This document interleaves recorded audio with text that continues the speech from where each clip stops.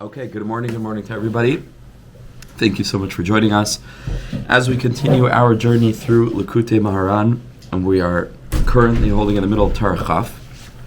This morning's shir is kindly sponsored by Bernard Volag as a schus for the refuah shalema of Tinoket Bas Gila Zisel. As Hashem, she should have a smooth journey. Baby was born very early, should have a smooth, easy journey and development, as well as for refuah shalema for Daniel Avram ben Shena Yehudis, should have a complete refuah shalema b'siyata d'shmaya in the merit of our study and our learning together. Hashem's help. So we jump into the middle of Torah Chof, and we are holding right before Isavav. Just a quick recap of what we have been learning yesterday in the context of the Meimeriva of Moshe Rabbeinu striking the rock. We had learned that what's necessary is that the tefillah, that the tzaddik, gesund und stark, is supposed to daven in the context, in the presence of the kehila, right? Which is what he was supposed to do. He was supposed to take the mata v'hakel ha'eda and gather the people together. We had learned that tefillah is supposed to be rachamim v'sachnunim. It's not supposed to be with mata ois demanding from Hashem to give him siyata d'shmaya. Everything has to be very humble. It has to be from a place of total bittul, and that's pshat ve'eschanon el Hashem be'es hahi leimar. There has to be an aspect of the eschanon, and ultimately, Moshe Rabbeinu hitting the rock means that he took his mata ois, which we had learned was the aspect of the confidence, which is the aspect of the tzaddik knowing that he's a tzaddik, meaning that he's not oblivious to the fact that he's a special person. He's a person who's served Hashem for many long years with tremendous dedication, self-sacrifice. He's reached madregas. He has ruach hakodesh. He knows that he's not, and that's why he's in a position of being a tzaddik. Right? That's why he's teaching. That's why he's leading. Right? So that's the mata ois that's necessary for the purpose of being able to guide the people with confidence and strength. And instead of using that in order to guide his teaching and to be able to guide his guidance of the people and to use that platform to be able to teach, instead he brings that element and that energy into the prayer, into the tefillah. And that he's not supposed to do. He's supposed to use the mata klape the chutz, right, klape the kahal, but then in his relationship to HaKadosh Baruch Hu, he's supposed to come with absolute humility and kedal l'mucharashim tafaknu l'secha, knocking on Hashem's door, and kedal l'charash, where ki ein banu masim asay manu tzedakah v'chesed, right, without anything. And Moshe Rabbeinu taking the mata, which represents the strength, like we said, mata uzcha yishlach Hashem mitzion siyam, we said is the mitzvah s'maisim tovim, shehim tziyunim l'dvarim al yonim. He takes that mata ois and he strikes the rock, meaning he demands that HaKadosh Baruch Hu open up b'leva elyon and send him down teachings, and that was something that was improper, and because of that, it was struck pa'amayim, and the first thing was that he took it b'koyach u'ba'onis, forced Torah to come out of that Leiva Elya and that Sur Levavi, that Kasvi Maluach Lebecha, that elevated heart. And the second Hakah was that Moshe Rabbeinu and Aaron were nostalgic, that as a result of this, it was an echo, right? He hit the rock, and the echo was that since there was a certain degree of Kedusha that was withheld from HaKadosh Baruch Hu in this, that Moshe didn't daven properly, that we know that what produces the Kedusha Lamala, the Ata Kadosh, because Yoshev Tilas Yisrael, he was supposed to have davened in this way, and in that way to bring the Kehila into the Tefillah, and that would increase a tremendous proliferation of Kedusha Lamala, to show that HaKadosh Baruch Hu is benevolent in such a way that it's not an union of deserving or undeserving. There's just the essential, like we spent a lot of time yesterday, and we'll get into again today, there's the essential chen that Klal Yisrael have by HaKadosh Baruch Hu. This, that he didn't do that, says the Rebbe. It's the last line we learned over here, right before Yisvav. Nimtza masha nechsar al yadam, nishlam al yadam. That's why they needed to be nostalgic, because when the neshama of tzaddikim goes back up to Shemayim, that brings Kedusha back up to the spiritual realms. And what was missing on their account, right, or on his account, because Moshe Rabbeinu didn't daven in this way, ultimately his neshama going up Kodim Dizman was nishlam, completed what was lacking al yadai. And the one other thing that we discussed for a long time yesterday in the context of Torah Aleph was Eretz Yisrael, and our relationship with Eretz Yisrael, which is completely beyond deserving, right? It's the aspect of the chen ha'amiti. It's ava she'ena tluya b'davar. It just is, and we cannot fathom it. We can't understand it. It's something that is forever and ever and ever, and that the transference of the chen amiti of Klal Yisrael that transfers to the chen, a sheker shal chen of the umas ha'olam, is just illusionary, right? This is the umas want us to believe that our chen is a chen shal sheker, right? And therefore that's their whole claim, that the chen that used to be by Klal Yisrael now went to the Christians, right? Chas v'shalom now went to the Muslims, now went to somewhere else, right? And that we no longer have our covenant, and we buy into that, we believe in that, and that's called exile, right? Because we don't reclaim loudly, proudly the essential bonds that we have, and we consider it to be the case, that Hashem has forsaken us, and we're in Galus, and Hashem, now Chas v'shalom loves somebody else, which is Chas v'shalom never ever not the case at all, right? Because in as much as HaKadosh Baruch Hu is married to us, where there could be marriage and divorce, HaKadosh Baruch Hu is also our Father, right? And on that level, in davar kazeh. Right? No matter what, the parent loves the child. I went so far as to suggest yesterday in my Yichud HaSpod this year with the woman last night over here in the shul, that I imagine, and I don't know for sure. I never interviewed any parent of a mass murderer, chas v'shalom, or like a school shooter or whatever. But I imagine that even the most repudiated individuals on the planet, I imagine that the mother and father visit the jail and still feel connected to the boy. I could imagine that. I can't imagine that there's any act, no matter how evil, that could excise that essential bond between the parents and the child, and on whatever madrega, and obviously I'm using a very extreme example, however the relationship might be altered, which obviously it will be, but I don't think that it'll ever reach the degree of repudiation and the degree of distancing of any other human on the planet toward this person, and the parents of this person toward this person. Reason to believe. And HaKadosh Baruch Hu is our father, and HaKadosh Baruch Hu is our mother. Yeah. Just quickly, just to show unconditional love of morning. I don't know, coffee. Our father, unconditional love. Our father was a famous South African athlete, Oscar Pistorius. Famously, the guy who did what's called they don't have legs. He was a runner, very famous, very wealthy. Shot his girlfriend dead. Question was it by accident? Did he think she was a robber in South Africa, which is normal, or did he know it was her? That was a famous case worldwide for years and years and years. And he always pleaded innocent, and was found guilty. And now there's an interview with the father last week, and he said he doesn't speak to his son anymore. They said, why not? He says, because my son has started to accept that he was in fact guilty, even though he pleaded innocent, and I know he was innocent, and because he won't be basically done chasus himself, I cannot speak to him anymore. Because I believe in him more than he believes in himself. That's interesting. Yeah, I would say just again, I would say that although even if a parent doesn't speak to the child anymore, but it's not just like a stranger on the street. It can't be. It cannot be. There's no. So, and that's our relationship with HaKadosh Baruch Hu, and that's Banim Atem Hashem Alekeichem B'ni B'chayri Yisrael. That's what the metaphor is. There's an eternal bond, and that relates to our connection to Eretz Yisrael, to Artzeinu HaKadosh. Let's take a look at Oz Vav. And here Rabbi Nachman is going to bring up Eretz Yisrael. Now, why is Eretz Yisrael coming up in this context? Because this was the consequence to striking the rock, is that Moshe can no longer go into Eretz Yisrael, right? At least in a physical sense. We said he still has a bond with Eretz Yisrael, because nothing can shake or break that. That's why Moshe Rabbeinu is Ale Alahar, right? And then he's able to look into the land. And in that sense, Moshe Rabbeinu has a connection.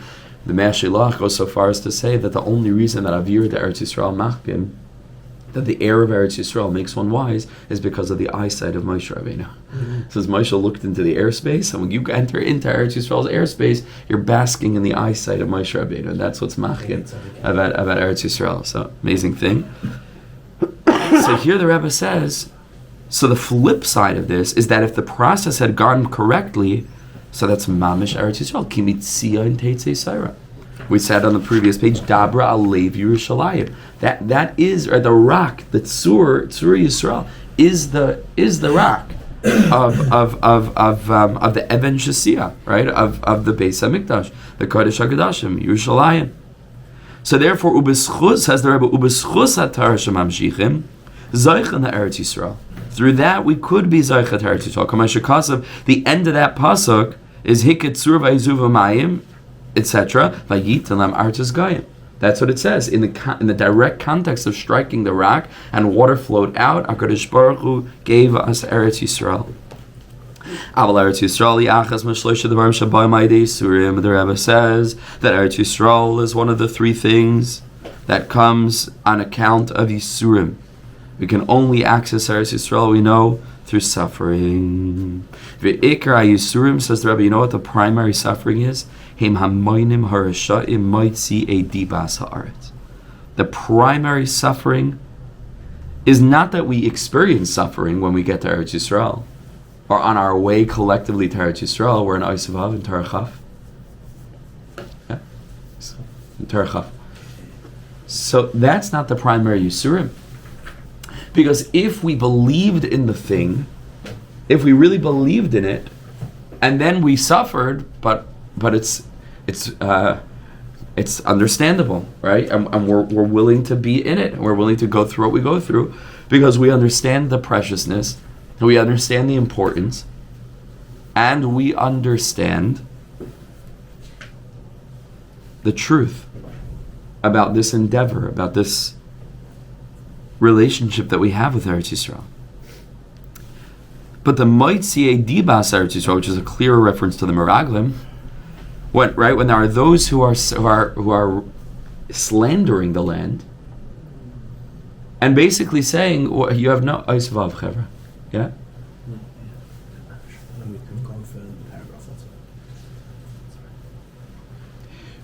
When there are Meraglim in the way, right, who are saying that it's you have no connection to the land, and we ought not go in, and it's not worth it, etc.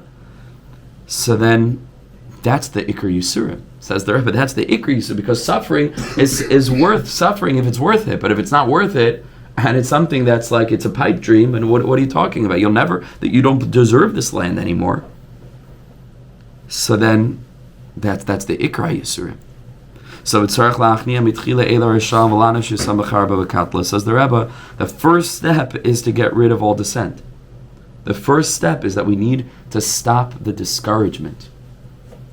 Those who are discouraging the connection and the bonds that a Jew has to Eretz Yisrael, that's step number one, that we need to remove that. When that's out of the way, then we can come back to Eretz Yisrael properly.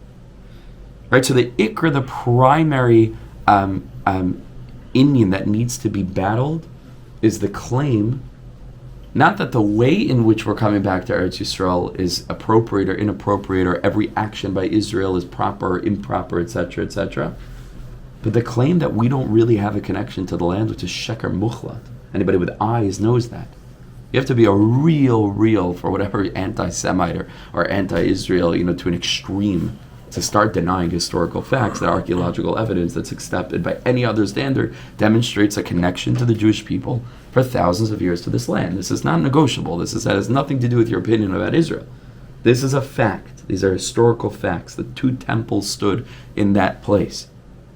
And on the contrary, they want to bar archaeological digging, because the more that we dig, every inch of the soil is filled with Judaism. So the Iker prevention is those that are claiming that Ein Lahem Kesher B'chlal. And again, the form, the way in which it takes, and how to deal with the fact that other people are living there, etc., etc., this is a long sugya. But that we have a bond with this land, that this is our homeland, even though it goes further back in history than most historical stories, because history doesn't really maintain such long stories like the Jewish story.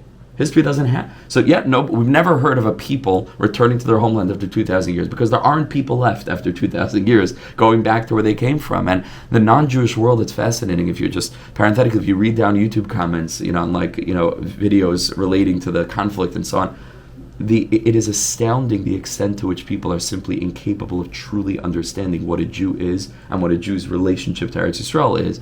And they'll make all these comparisons. Oh, so now an Italian should go back to wherever and start to claim, like, Ki'ilu, we haven't been davening for this 3 times a day, and in benching, and Ki'ilu, our whole The whole Torah is oriented around this, our whole national identity. But why can't they understand it? Because they don't understand what a Jew is. They don't understand what it means to be a Jew. And so if a Jew is sort of like an ethnic category or a culture or even a religion and not a family with a home that's lived every single minute with the visceral reality of being not home, so then they can't understand it. It's like, what my kesher? This land, find somewhere else. It's like, and they can't understand it. Yeah. I've seen, having spoken to each of them, when you speak to Berbers from Morocco, or Kurds from Kurdistan, or native Indians from America, those are people who have actually their own Messiah, and who are connected to their land and to their people. They're the first ones to understand the Jews, because in that sense they've got a common experience. They can relate to the Jewish claim. All the others, as you say, they're looking at it from their own eyes, which is disconnected from that and I'll say that even that is a me'ain. Even that is a me'ain. I'm not sure if it's a Native American liturgy, to mourn every minute over there, and who can imagine the kesha that we have? It's not a mechanism now, because like if you speak about it, they say, so you're like you get dismissed as you're a biblical person, stuff like right?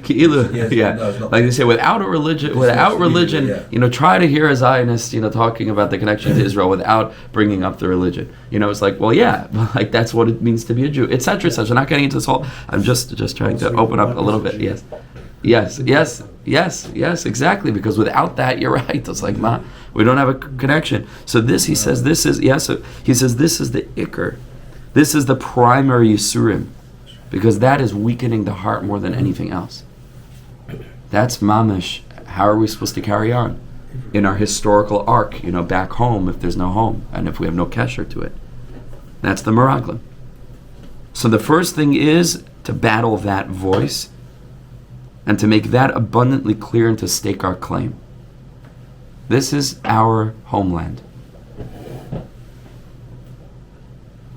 And then we can get back to Eretz Yisrael.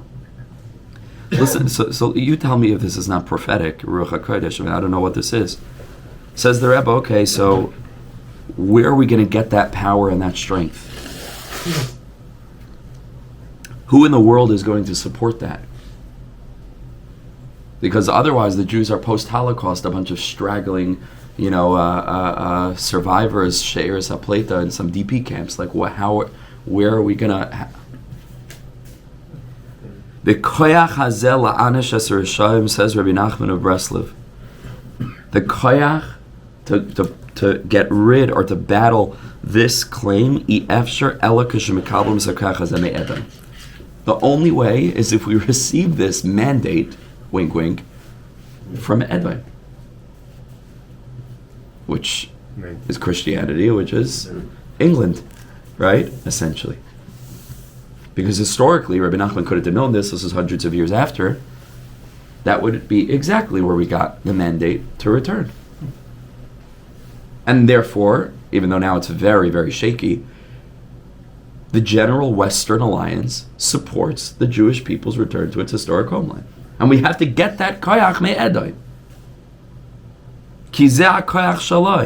Because the whole thing is that we should be able to get rid and punish those who stand in the way. And that's his power, not our power. It's heartbreaking. Jews are not supposed to walk around, militantly. That's not our nature. That's Esav's nature. I hate to interrupt. Sure. That's one of the reasons why the rebel was so against, the Baruch Rebbe was so against the phrase that goes to Eretz Yisrael and Medina Yisrael, is because the Rebbe says that if you're saying Medina Yisrael, then you're saying that the Yidden's right to Eretz Yisrael is basically the United Nations because they gave the Yidden, and it says, and what happens when the United Nations decide to take it away? Sure. And what happens to the big Medina? Sure. And that's why that was like, above, forget Medina Yisrael, it's Eretz Yisrael, and that's why we're going back. True. From the homeland, it's ours. From the Eibusha, Absolutely true. That's what they're fighting out, that right, only that right. Absolutely true, right? And that's why there's a big birur now. What it means to be an Israeli, or what it means to be a Jew who supports Israel / Eretz Yisrael / Israel. This is a big beer, exactly, and everybody's trying to work through this. What exactly do we support? I walked into a local school in Yom Ha'atzmaut. There were hundreds of Israeli flags. I was telling the girls, like, which Israel are we? Like, that there are as many Israels ideologically as Israeli flags in the hall downstairs. So which one are we? It's like Israel. Kilu. Well, Israel's fragmented in millions of ways. Which position on Israel? Which Israel, right? Etc. Etc. Says this is complicated, but from the general stamp of approval that brought millions of Yidden back is in the British Mandate. It says the Jewish people's historic homeland. From a contextual, historical standpoint, this opened the door for a flood of return in a way that I can't think of anything other than biblical, from the standpoint of, like, here we are at the end of time, and Mamash Yidden are coming back. It's a phenomenon, right? It's a miraculous phenomenon. If we would have told our great-grandparents this, or great-great-grandparents now, they couldn't have believed you, right? And it opened, and that's what the Lubavitch Rebbe is pointing out, which we're witnessing now, a flood of trouble and a flood of complexity and birurim that are going to need to be clarified between a secular state, right, which is built on religious foundations that they're battling to deny, but upon which the entire Zionist enterprise relies, right, and that's the paradox, and between a rising right, and as well as trouble there from the standpoint of a certain loss of the exilic traits of compassion and humility, which was exactly Moshe Rabbeinu's problem. So this is a very complicated topic, without a question. But the Rebbe is saying that the support from the Umas HaOlam, not to build a state per se, but to recognize the historic connection between Klal Yisrael and the land, is something that is absolutely crucial and has stood by us, and is still what allows us, not because they believe it, but because we believe it, but so that because they believe it, the broader world can sort of support this context. Is it perfect? Nowhere near it. But this is a necessary step along the journey. That's what the Rebbe is saying here. Because the sword is their sword. And that's the point. We have to recognize whatever it is that we're onboarding is from Esav. It's not ours. Hakol kol Yaakov. And it says, Kisha kol kol Yaakov ein yadayim edei Esav, right? And that's sort of like also part of the discussion. If everyone was sitting and learning Torah and keeping mitzvahs, we wouldn't need an army, right? But if you don't have an army, so then how do you deal with the practicality of that? And is it true that everyone's sitting and learning in such a way that that's opening all the channels and will bring the siyata d'shmaya mechatesi? Maybe some people sitting and learning in a way of Sam Maves, and it's not connected, and maybe there's no school there. So, and who should sit and learn, and who should go, and who's wasting the time? These are all, my friends, these are complicated topics, all of them. All of us know that, right? It's maddening, the complexity and the nuance and the shaded nature of what needs to be contemplated and thought through and worked out, and my goodness, these are extraordinary complications as we stand on the threshold of the Gula. These are the final labor pangs. But things are in motion, right? It hasn't been perfect, but things are in motion. Klal Yisrael is returning home. Can I just make one? I'm sorry, just one more comment. So what the Rebbe is clarifying is there are wars to be waged. Those wars that ought to be waged are not our wars to fight, though. From his perspective, the sword comes from Edom. That's the red energy, right? Christianity, Catholicism is all red. The cardinals, right? Means red. And with the red kippahs and the whole thing, there's a certain koyach of bloodshed, which has been historically true. The Crusades, the Inquisitions, they have a koyach of severity.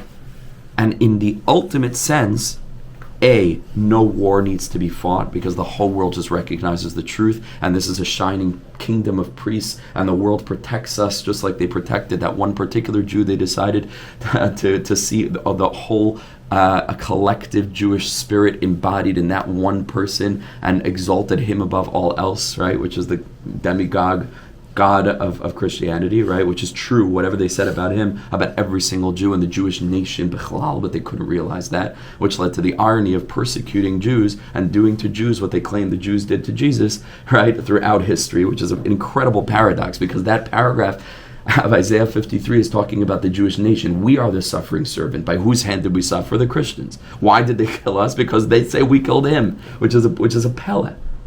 And one day they're going to wake up to this sick irony, and they're going to say, oh my gosh, we were the ones who killed. We did it. We, etc., etc., etc. There's a fascinating twist of historical irony as well.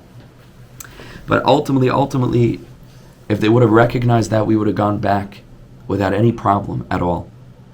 Now that our problems, it comes from Edom. And the Rebbe is about to tell us, if we don't do what we're supposed to do, even from Edom, it doesn't come. And then we have to figure out a way to do it ourselves, and it ain't pretty. It ain't pretty. And so that's Oisavav. So the Rebbe says, really, historically, we are being mekabel, the charba v'katla, this element of the sword, from somewhere else.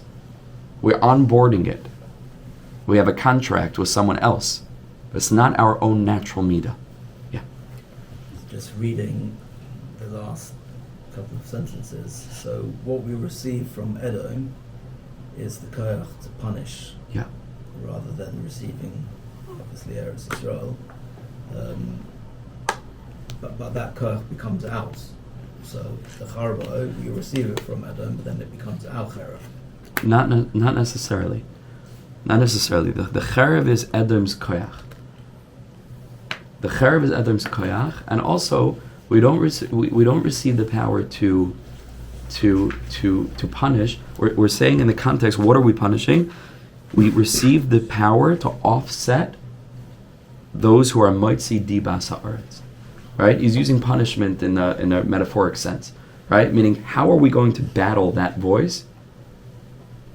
We are mekabel it from elsewhere, where we get support, we get sponsored. And that comes from Edom. But this is Edom's koyach. It's not our koyach. Can we read? The British also sort of trains, Palmach were trained by the British and got guns from the British. Okay, so let's see why. So let's see why. Like I said, this is all non-ideal. There's a lot to talk about there also with regard to the British supporting the Palestinians also. This is not a simple, again, I want to be careful here.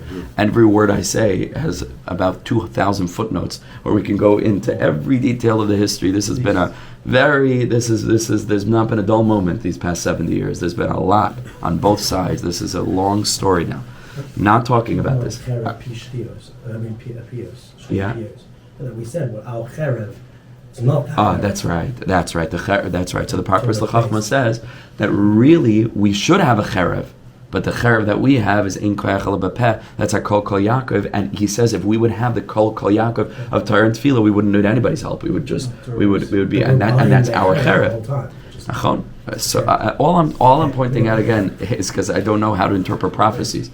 All I'm saying is that haloi davarhu, that we are literally witnessing something that looks very historically accurate in relation to this lesson, and Oisvav, that people in Rabbi Nachman's time learning this would have been like, and here, a couple hundred years later, it's like, oh, wait a second, and like I said in the beginning of the introduction to this Torah, Rabbi Nachman said, for my Torah, Yechalim Leida Asidos, and he said, before the things happen, it's going to be very hard for you to see it. After they happen, you'll see it.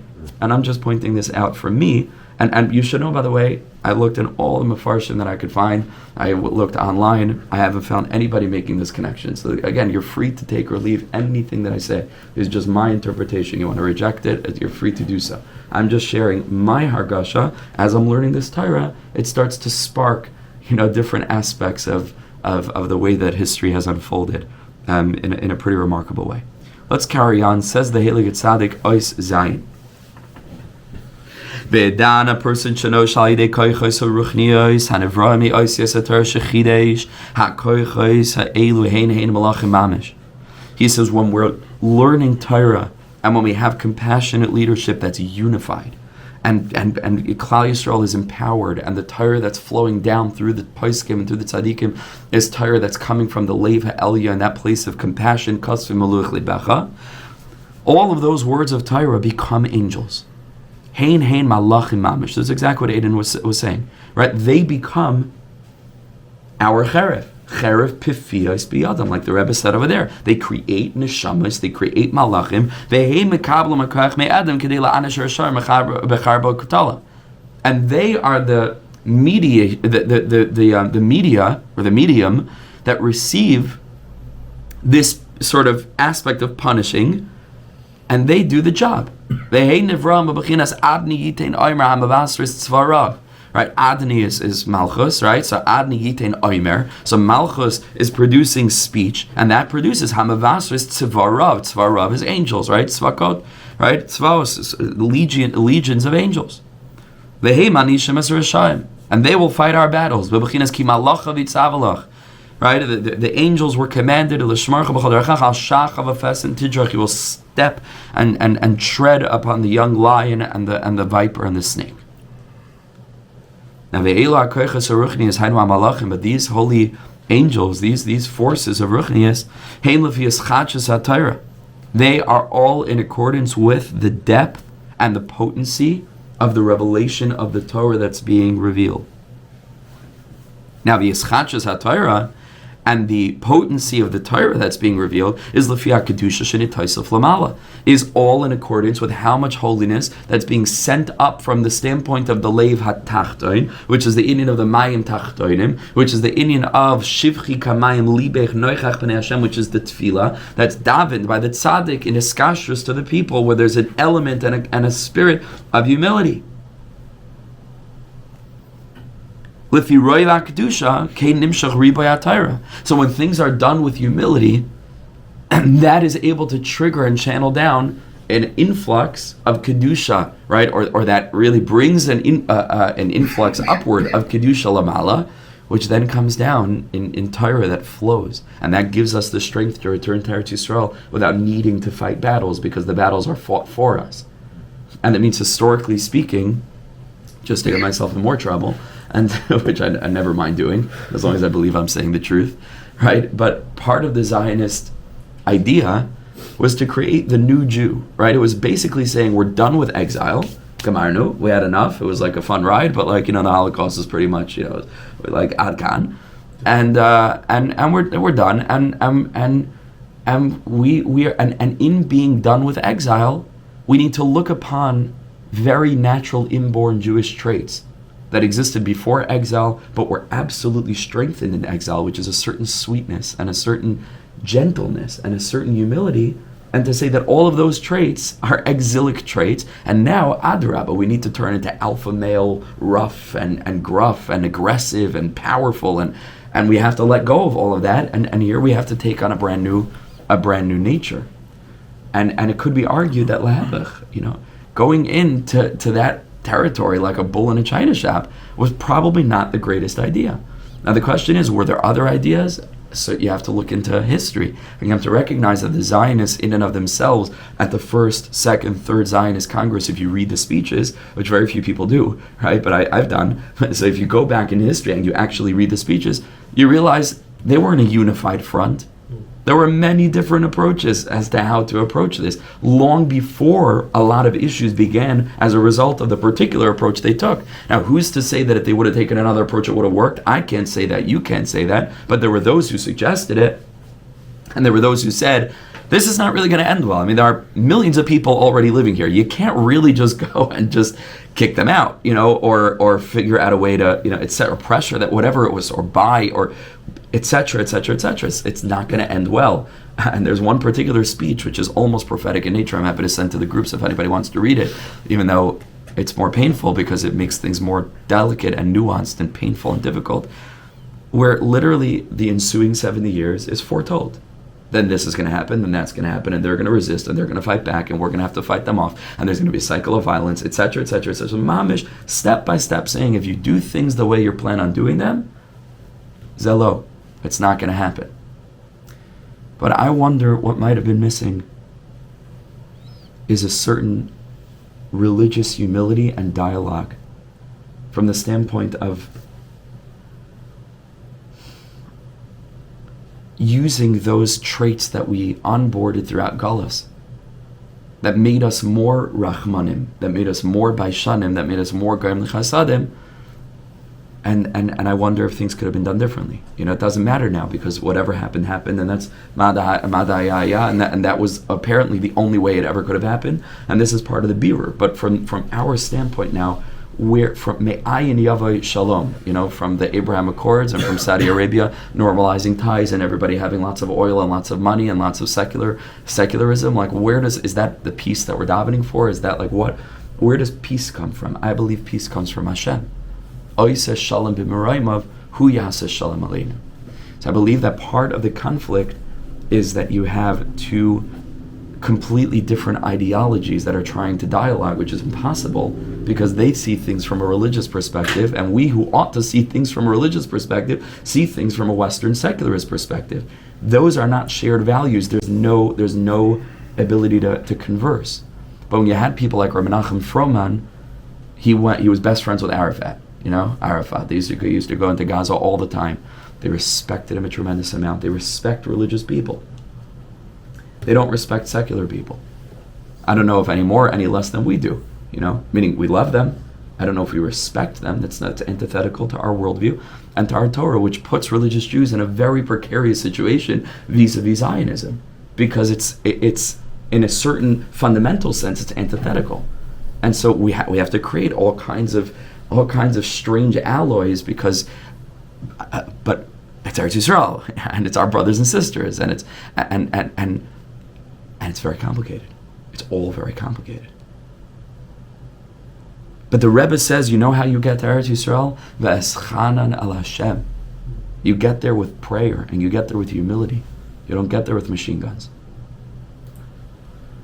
Okay, so you see this is very complicated. This is a huge topic we're opening up. It's like that song, Od Yavo Shalom Aleinu. Od Yavo Shalom They see the Aleinu. old Right? in each other. That's right.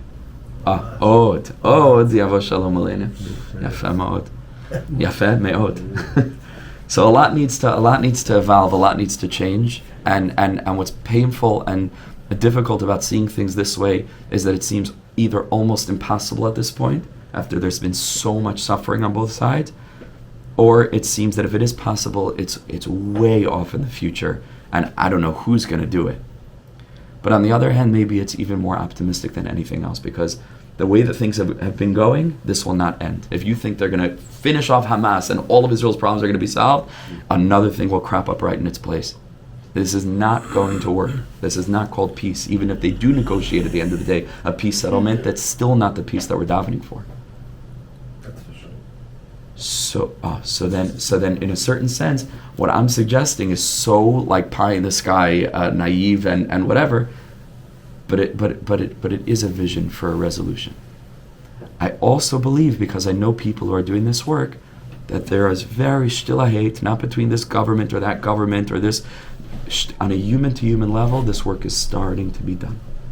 And there are people who are starting to get together in circles to hear each other. That this one should hear that one should hear this one. We should rehumanize. We should hear their perspective, our perspective, pain, and to really come to grips with the realities on the ground, and to start to own up to some of our issues, and they should own up to some of their issues. And it's not a question of who started first. 70 years down the line, where generations have been affected, and everything changes. Everything changes. So this is my hope, and this is my dream, and this is my prayer. But it puts me, obviously, in a very isolated position vis-a-vis the prevailing perspectives in the community, because people don't understand what the heck I'm talking about.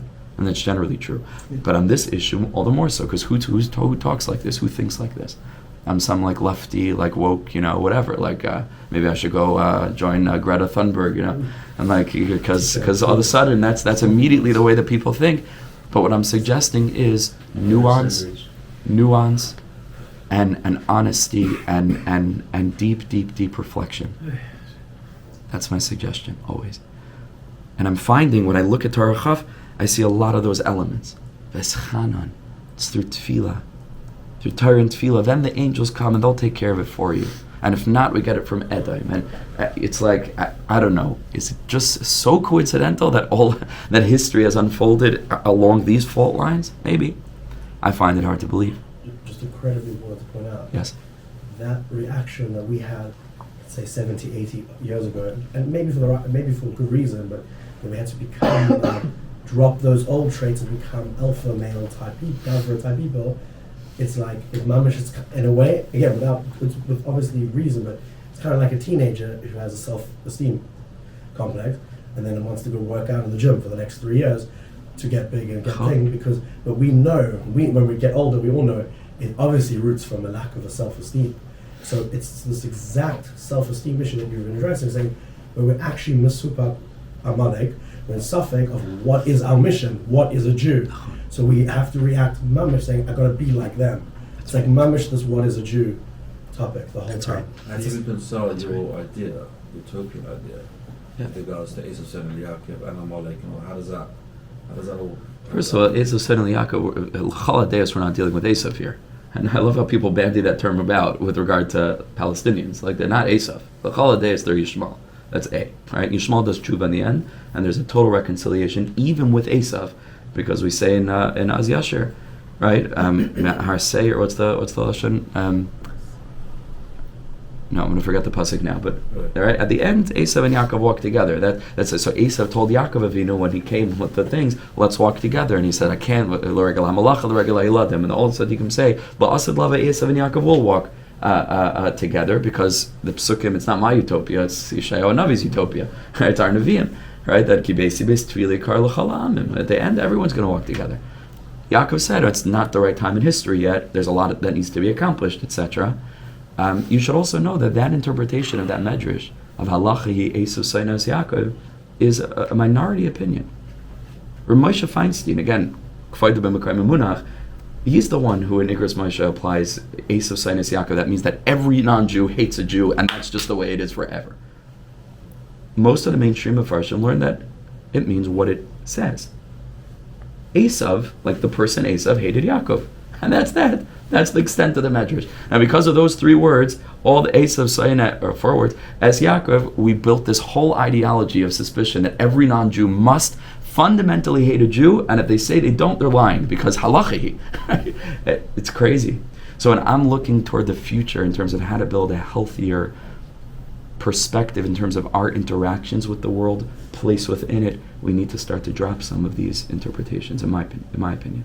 And that's the beauty of Yiddishkeit, is that there are so many different perspectives, and it really is up to us to sort of figure out what resonates, and more than that, to sort of build the platform upon which we can build a brighter future, as opposed to staying mired in the difficult shackles of the past. Okay. Says the Rebbe, in accordance with how much his chadshus haTorah that we're creating above because of the kedusha and thereby channeling below, Kain Ribay HaMalachim. So that's how many angels we'll have. But v'chein le'apech. Hainu shaliva'am ema kedusha kol kach muetes. If our kedusha going into it is so weak, ad shamalachim anavram kedusha tarhim mi'ute koyach. Where the malachim that are being created are very weak. She'ein koyach biyadam lekabel koyach la'anish asur shalom b'charba b'katla. It won't happen. And the voices get louder and louder. And there's suffix, tremendous suffix with regard to who we are, what is a Jew, right? Our identity, and therefore, because I think in the pamphlet we spoke all this out, right? What is a Jew, and therefore what is our connection to Eretz Yisrael? So if we don't know who we are, right, and our Torah and Tefillah isn't strong as the root of our identity, and all of a sudden we're trying to create some new Jewish identity based on nationalism, which is bizarre, because the only reason we have a connection to the land is the religious text that sits at the core of what it means to be a Jew, so the whole thing makes no sense. Then we're going to run into major issues. All of a sudden, we're going to have major struggle. Major. So, the malachim are very weak. So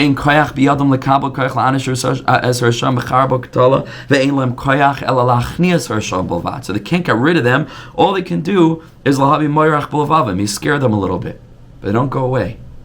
But there isn't the total, what we would call ishapcha. All there is iskafia. anything that's being discussed now in the political landscape is a skafia. Let's deal with the issue. What about ishapcha? Can we turn them into our allies? Can we turn them into our friends? Is such a thing possible? Can we change the dynamic so deeply that everything changes, and that will require us to change, and it will require them to change, but it will also require us to change. It will require us like having a gisha acheret legamri, which will mean that we were wrong in many fundamental ways, which will hurt. But that's what courageous leadership is standing up and being willing to shift. And we need a shift. My goodness. We'll do one more ice. But sometimes the angels don't either have the strength, not ishapcha, right, to transform the situation, not even iskafia. They're so weak, and the religious spiritual power is so weak. The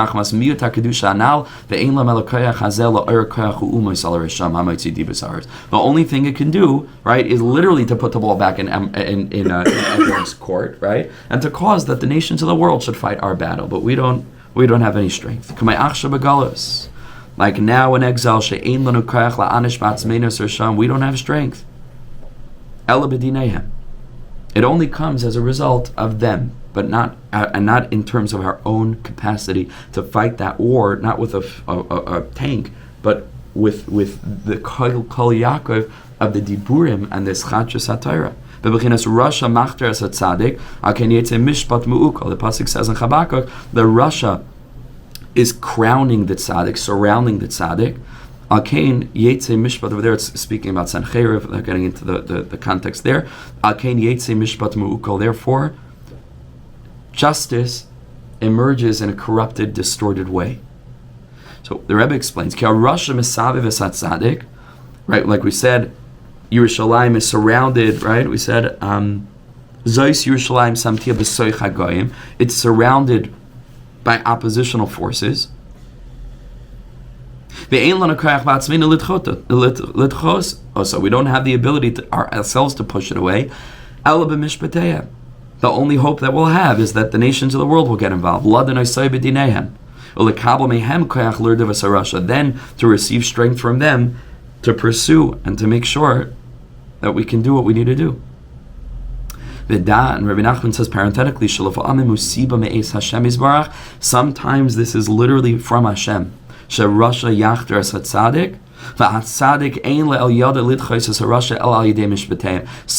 HaKadosh Baruch Hu orchestrates history in this way, going back to what I said, where it cannot happen any other way. It should not happen in the ideal way, where we don't need the Ummah Salam to get involved. We can just do it ourselves, and everything will be beautiful and b'derech hamelech neilech. No. Sometimes Hashem wants that history should unfold in such a way that the Ummah Sa'olam need to stand up and issue, papers or a mandate or whatever it is that says in it, this land is the historic homeland of the Jewish people. Why? Because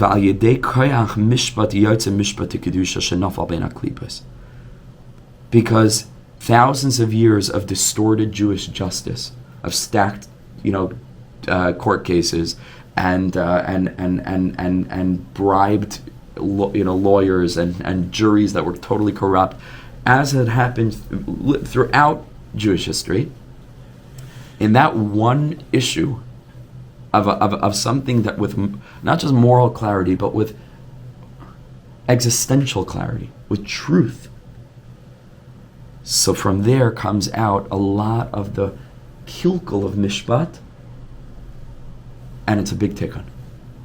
It's a huge tikkun. That Christian culture, after everything that it put Jews through, should be the one to put a stamp of approval. It's a huge tikkun, maybe a historic tikkun if you think of it. And says the Rebbe, that's what Hashem wants. So Hashem makes it so that we shouldn't have the koyach of the Torah and tefillah and the religious approach and the humility. Everything that I suggested a few minutes ago would sound ideal on paper and may still shine the light for us in terms of the way forward. Hashem didn't want it that way. Hashem daika wanted it to come from the Ummahs, because we al yedei koyach hamishpat yotzei mishpat kedusha shenafal ben haklipas. And now it's able to emerge. And now they issued something with truth, something that's aligned with reality, something that's mamish true. So all the mishpat is emerging me'ikulai, because it had already been trampled among negative forces of sheker. There's mishpat by the nations of the world that's bal yida'im, it's without das. And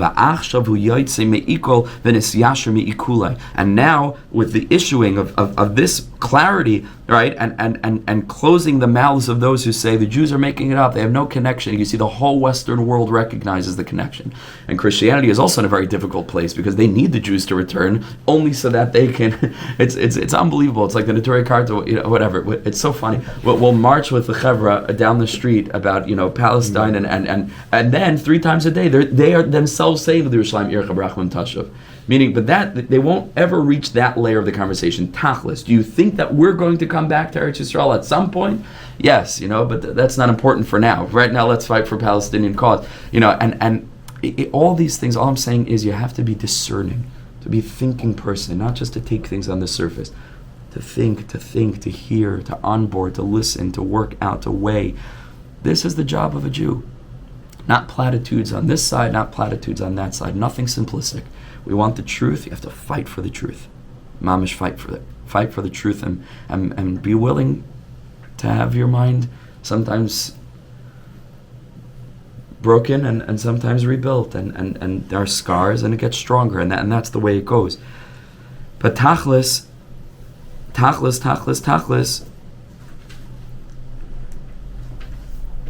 When they say, the whole Western world, this is the homeland, the historic homeland of the Jewish people, that is a tikkun for thousands of years of mishpat that's mu'ukal, that is inappropriate, that is improper. And says the Rebbe, well, that's the pasuk that we said in Habakkuk. Go back. Rasha machtir es hatzadik. It's precisely because the Rishaim are machtir es hatzadik, and because the tzaddikim aren't able to lead the way back to Eretz Yisrael. Imagine if you would have had Rav Kook at the helm, if they would have allowed, the religious, or if the religious would have stepped up like Rav Kook was begging them to, and take the lead, and so many others. So everything might have been different. But the reason that it isn't that way is because al kain yetze mishpat mu'ukal, because then that lays the groundwork, and that sets the stage for mishpat to come from Edom. That it shouldn't just be an inside job. It should come from the outside world, and in so doing, that rectifies the historical lack of mishpat that we've suffered from throughout the ages. So again, it's very possible that this is Yaakov Shalom Klein's delusion, where I'm putting into this Torah things that Bechlal the Rebbe never meant and are totally sheker. It's possible. Sorry, guys. I have to be honest with you. This is my interpretation. I happen to think that it is a much greater leap to say that none of this is referencing any of what we're going through now or gone through over the last 70 years than to suggest that the Rebbe had, if not nevuah straight out, he had prophet, he had Ruach HaKodesh. And that this is an example of what the Rebbe himself tells us, that from his Torah, Yechoden Leida Asidas. HaKadosh Baruch Hu should bless us with